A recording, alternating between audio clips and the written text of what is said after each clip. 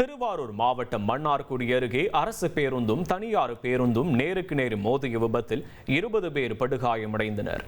கோட்டூர் என்ற பகுதியில் இந்த விபத்து நிகழ்ந்துள்ளது.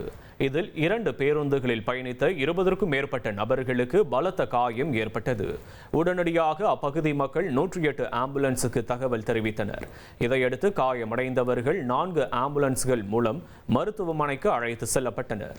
இந்த சம்பவத்தால் அப்பகுதியில் சுமார் 1 மணி நேரத்திற்கு மேலாக போக்குவரத்து பாதிக்கப்பட்டது. நாங்கள் திருராமேஸ்வரத்துலேருந்து வேதாரண்யத்துக்கு போனோம். காசாங்குளத்தில் பஸ் ஏறினோம்.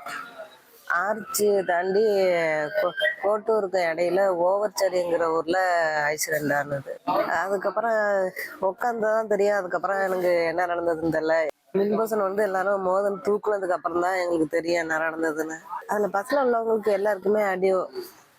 ஒரு சிலவங்களுக்கு சரியான அடி, ஒரு சிலவங்களுக்கு சும்மா கை கால் அப்படி. காசாங்குளத்துலேருந்து ஸ்கூல் போகிறதுக்காக வந்தோம். இப்போ கணேச பஸ்ஸில் வந்துட்டு இருக்கப்ப சிஆர்சி பஸ் எதுக்கு 2 பஸ்ஸும் ஆக்சிடென்ட் ஆகிடுச்சு. கோட்டூர் தோட்டத்திட்ட நானும் அம்மாவுக்கு நெத்தியில் அடி, காலில். இனி செல்லும் இடமெல்லாம் செய்தி.